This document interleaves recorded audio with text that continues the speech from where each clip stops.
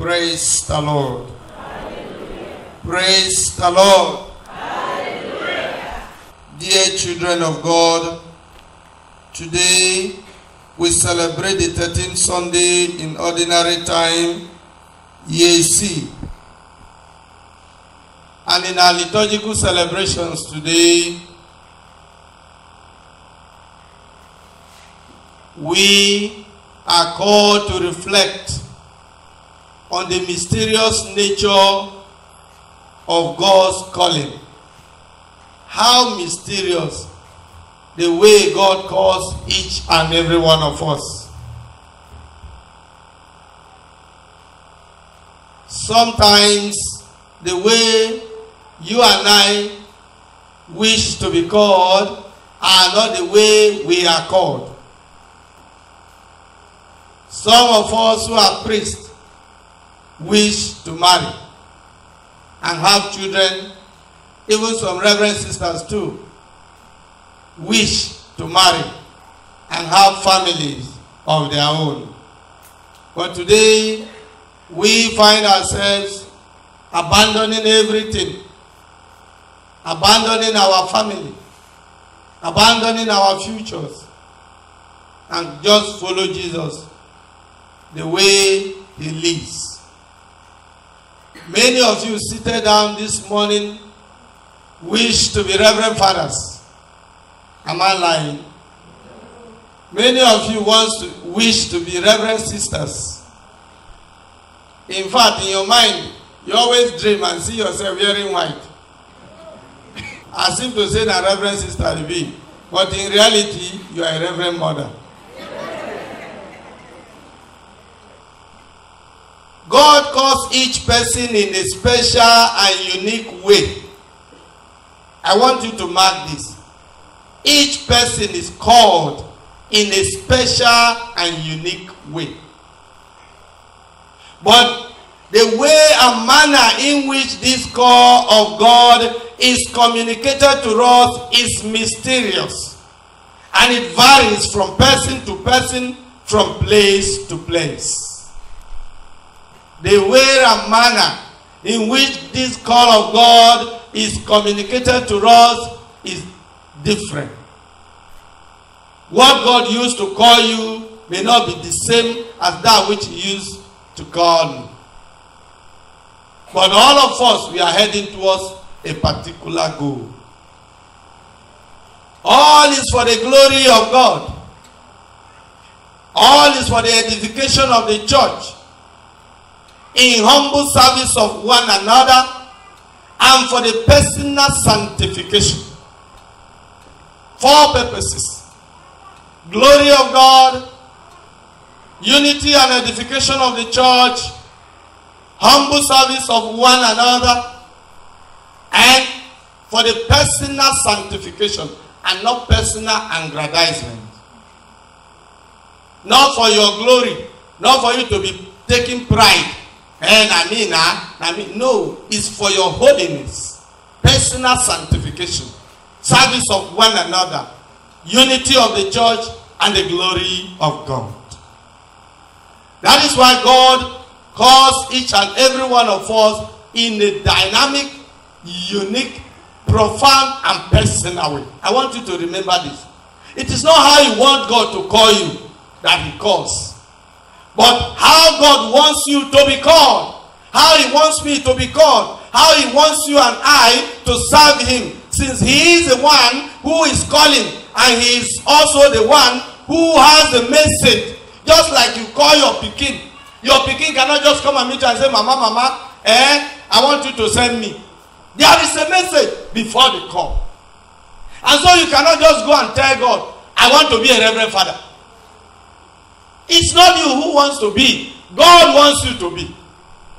And that is why he put the yearning and the desires in your heart. And sometimes you're trying to resist it. It will still come. You see all those things play out in the readings of today.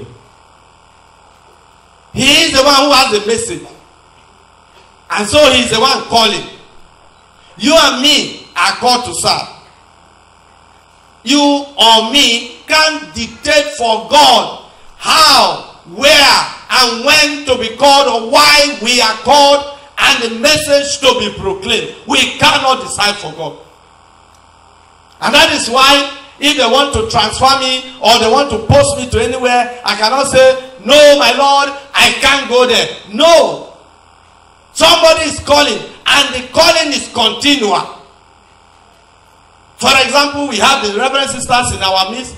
They are sent from the east to this region of Agatu that is full of Christ, as they came after the time when there was heavy crisis, to go and serve them. They abandoned their people, they abandoned their life, they abandoned everything, their comfort zone, everything they used to, only to come and say, here I am, Lord, I come to do your will. And so we too, the priests, are sent from different places on mission to go and proclaim. You have no option but to say, here I am, Lord. If your own option is to say, I can't go, then you are not being called by God. If truly you are called, you dispose yourself to any posting, to any transfer, to any message God is sending through you to the people. The way we dispose ourselves, either as a husband, as a wife, when God has given you a particular wife or a particular husband, instead of you to appreciate God and say, God, I thank you for calling me. Maybe your husband is snoring, or your husband is a drunkard, or your wife, they snore, and you are not comfortable. Instead of appreciating God for giving you a snoring wife, you are regretting every day. It's your portion. Not be your portion. You don't already carry them now. And you don't already do the wedding. So what if they regret about again? Now they call where God call you, be say, this is your new way you waka. Somebody will go waka with you, go snore for night where you don't go sleep well. So that you go wake up in the middle of the night to pray. And so our disposition, I repeat, our response to God's cause matters a lot. For when we cooperate with His grace, He can do wonders through us. That is why I say you accept it. Some people are saying, no, it's not your portion. But you don't already carry it.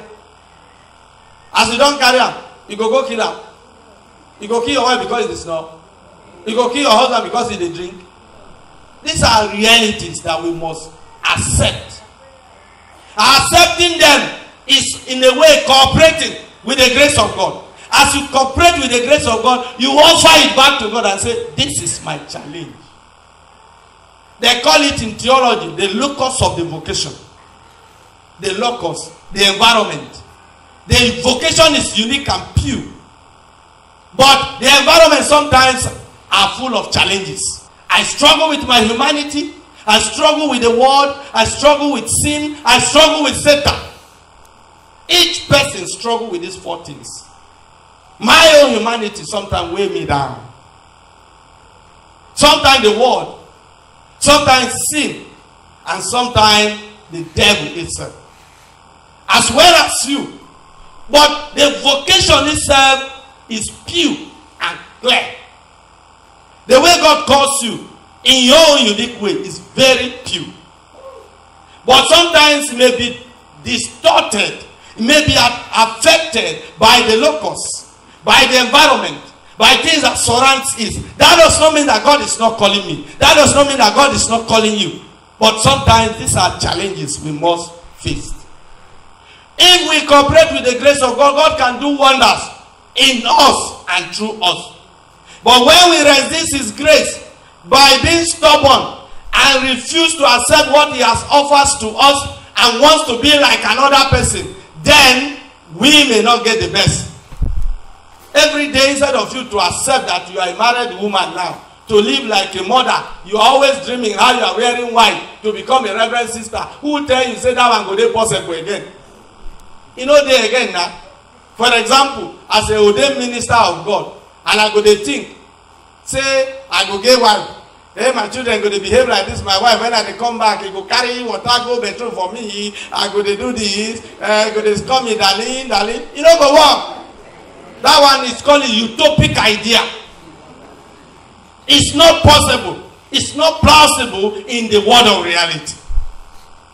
Even if I choose to do it today, I cannot be wedded in the church because I cannot be under the two bonds. Once under one bond, you are not qualified for another.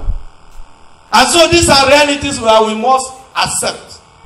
In the first reading of today, those of us who hear Igbo, and those you will read from the bulletin, the calling of Elisha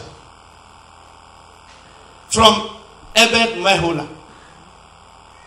He was not thinking he could be a prophet. Remind you, he was a farmer. He was plowing in his farm with yoke of oxen. He was busy doing his business. Then God said to Elijah, go to Elisha of Ebed Meholah, anoint him to be prophet after you. I told you at the beginning, before a call is given, there is a purpose. So Elisha was to take over Elijah. Elijah went to Elisha, finding him plowing. He drew his mantle on him, which is a sign of appointment. Elisha understood the language. He abandoned his farming. He ran after Elijah. Having followed him for a step, first he responded before complaining. Then he tendered complaint to Elijah because he was in the farm. He needed to take those things home. But when he went home, he celebrated with the people and bid them farewell and went after Elijah. In his own case, he was privileged to go back and say farewell. Remember, I said the call of God is mysterious. The way it works for you may not be the same way it worked for me. The way God used to call you may be different from my own. The vocation is to save, not to destroy. One man said, I go follow you. Instead of Jesus say, oh yeah, come now. He said, no. Foxes have holes. Birds of the air have what? Nest. But the Son of Man has nowhere to lay his head. What does that mean? He no gets pleased. He wants to. Just like many of you wants to become father and sister. But God say, go marry and multiply. So that maybe your pikin will become reverend father. Go become reverend sister. But mind you, you cannot force that pikin to become. Because the vocation is not your vocation, but God's vocation that he offers to that person. If God touched that person in a deeply and more profound way to follow him, then allow that person to go. But if not, you cannot want that person to become. That this thing is the call of God. And you see the mysterious nature of God. Let me try and finish. Jesus was rejecting somebody for not following him. He left the person and saw somebody and said, follow me. But the person was not ready. He said, follow me. He said, no. May I go home first? Oh. No, I can't. May I go pay, may I go say goodbye to the people at my home. What does that mean? The Bible is trying to play over our senses. He wants to go and enjoy before coming. Maybe he has some assignment we never complete. No, I'm not ready. Just like St. Augustine. When St. Augustine never repented, he went to the altar of God and said, God, I want repentance, but not now. He was not ready. I want repentance, but not now. And so this man said, I go follow you, but not now. Jesus said, no. The dynamic nature of God's calling. Some he accepted, some he says no. But in any way you find yourself, accept it. So my dear children of God, today, as we continue to reflect on the mysterious nature of God's calling, let us therefore appreciate the different way God has called us. No one is little, no one is nonsense. All of us are important. And because of that, don't be jealous of another person. That is what St. Paul is saying to the people of Galatia. Allow the Spirit of God to flow. We are already free. And if we are free, allow the Spirit of God to dictate, to direct, to lead. Let there be no wrangling. Let there be no jealousy.